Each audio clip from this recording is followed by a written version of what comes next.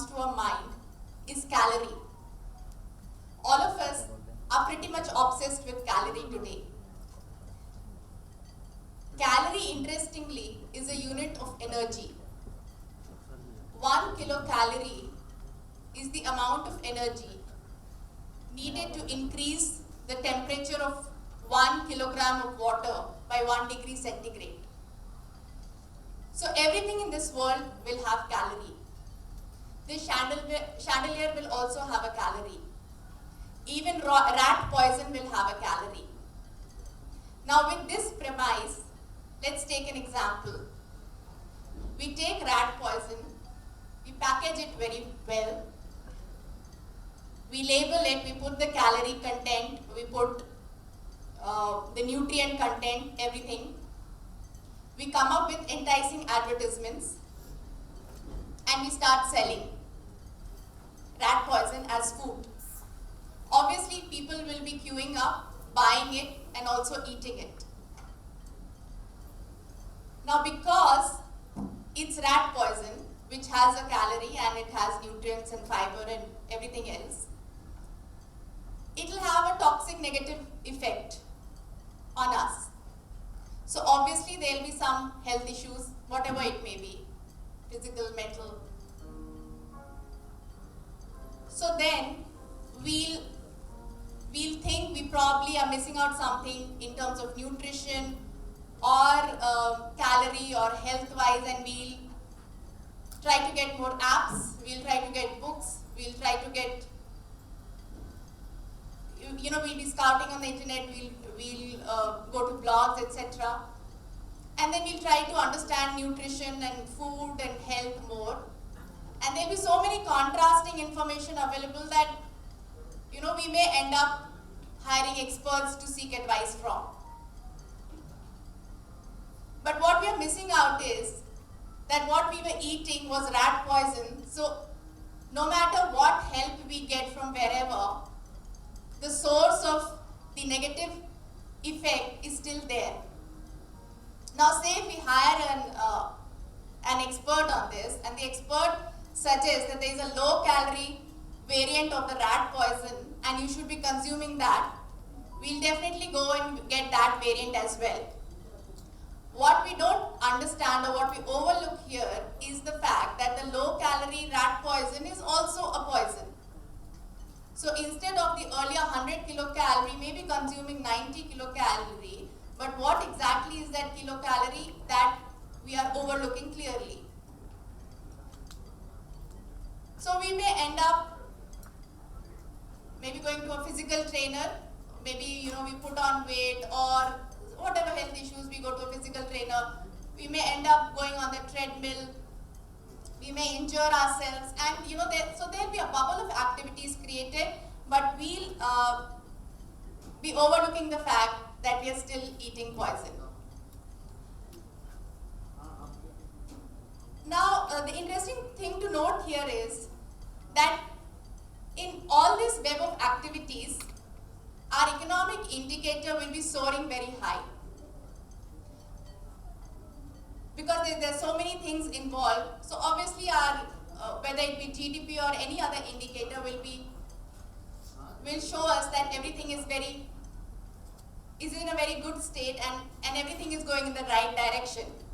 However, because I am consuming poison, I am moving towards extinction. Now the issues created can be physical health issues, mental health issues, but more importantly, these health issues would lead to societal issues, familial issues, societal issues, economic issues, and then eventually global issues. One term that we hear very often, again when we think of food or we discuss food, is healthy whole wheat. This term has been so well ingrained in us that as a species, we now consider wheat to be the healthiest grain.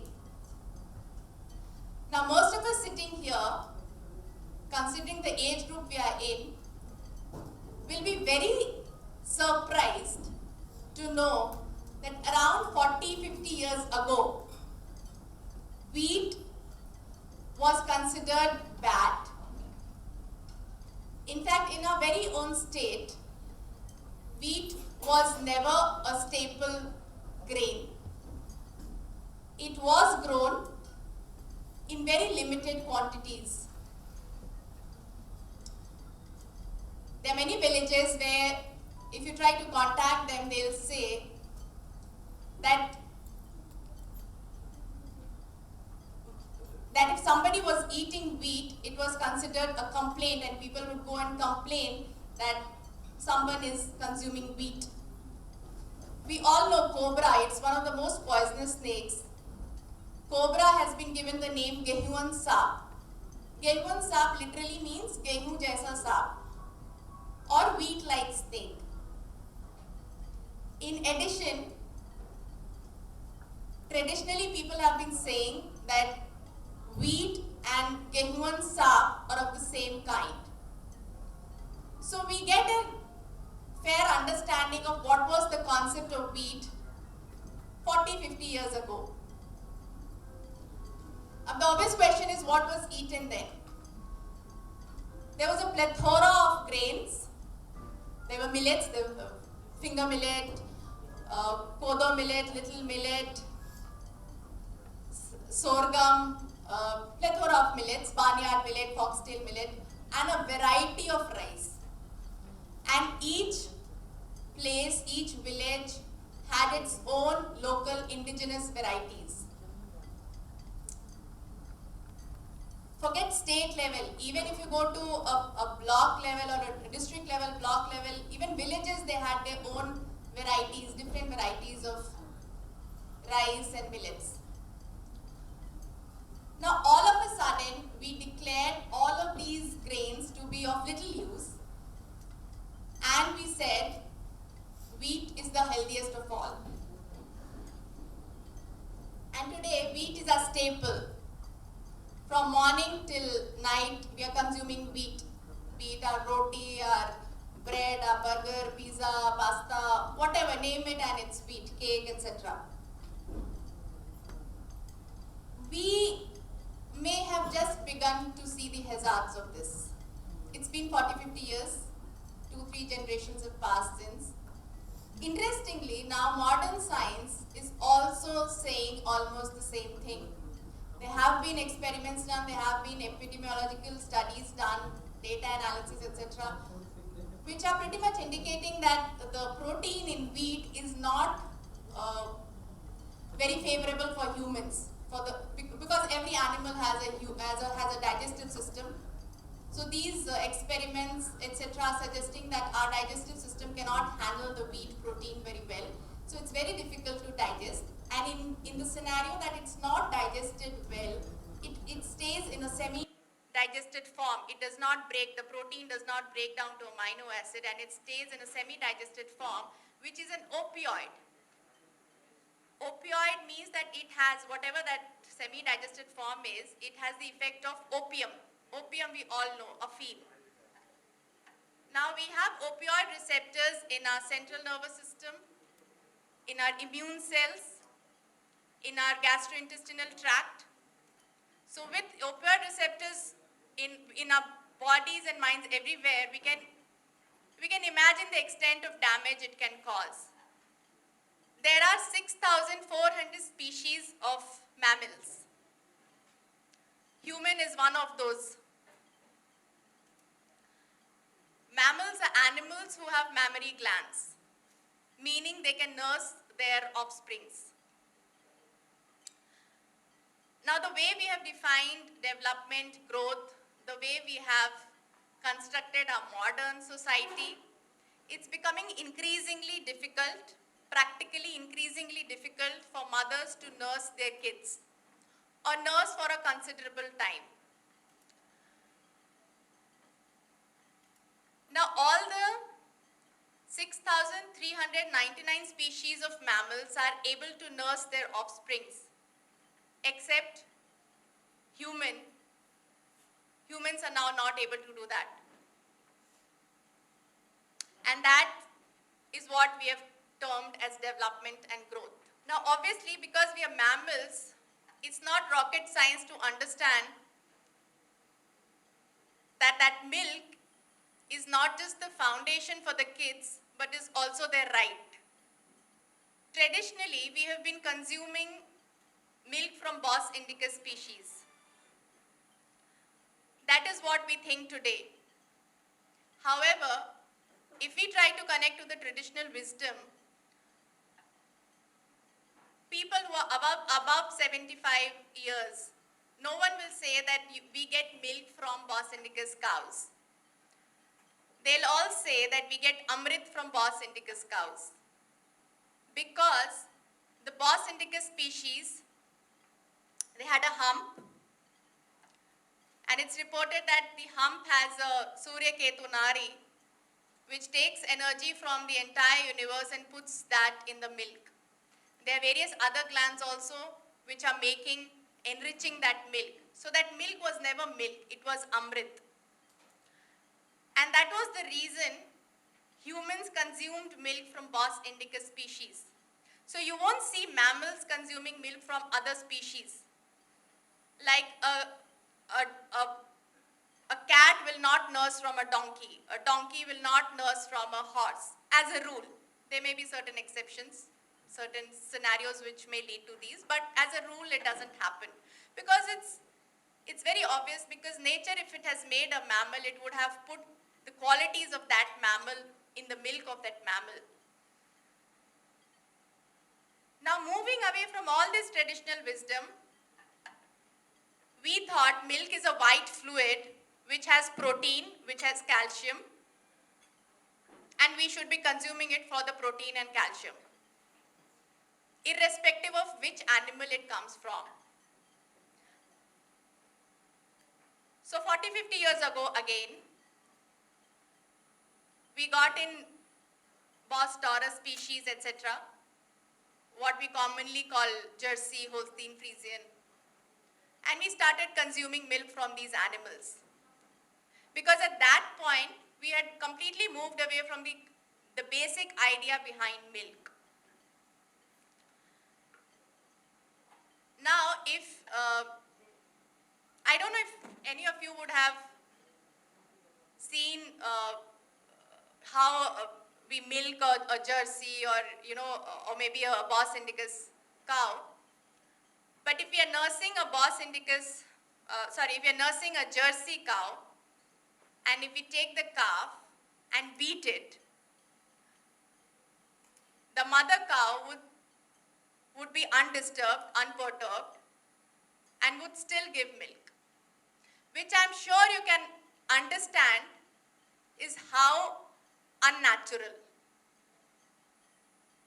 On the other hand, if we were to take a Bos indicus cow and do the same with the calf of that cow,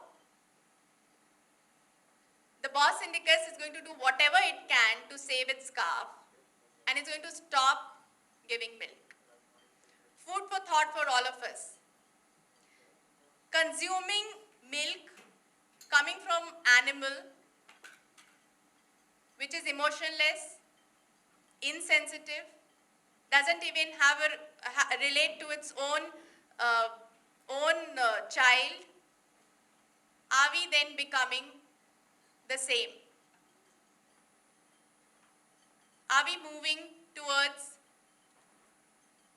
an emotionless, insensitive society? Now, again, interestingly, because we are in the age where for everything we need measurements, again, modern science is helping us. It's saying that the protein in these milk from these cows, which is more commonly called as A1 beta casein, is again not easily digestible by humans, and it again becomes an opioid, which means it has an effect of opium. So we may be thinking that we are consuming protein, but if that protein is not favorable for us, we are probably consuming opium instead of protein. Now, obviously, generations ago, when we would have decided to settle down, agriculture would have been the first thing we would have done. Because we can live without technology, we can probably live without our phones. We were living without phones till not so long ago. We can live without chairs, tables, everything, but we cannot live without food. And therefore, economy was centered around agriculture.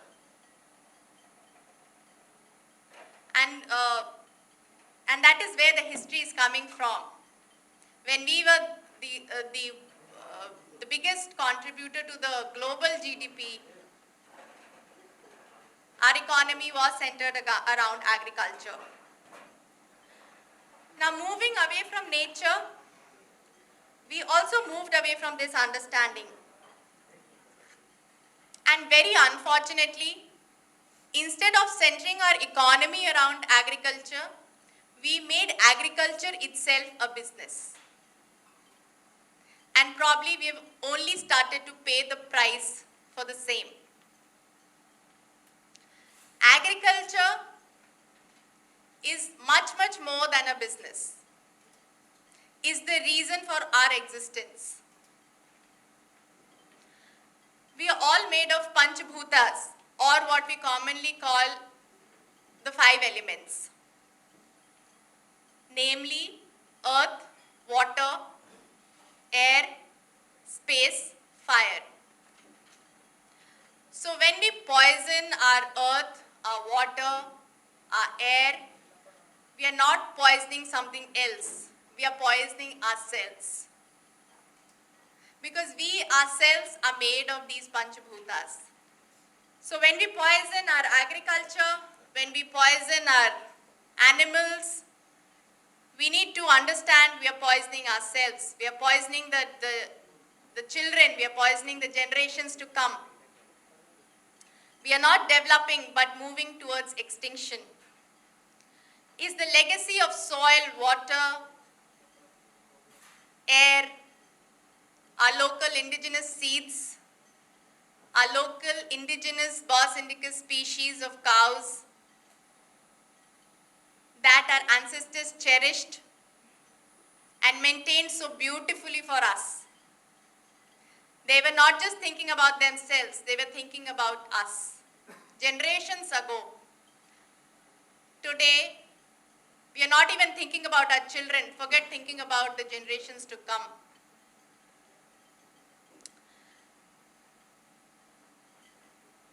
The only way forward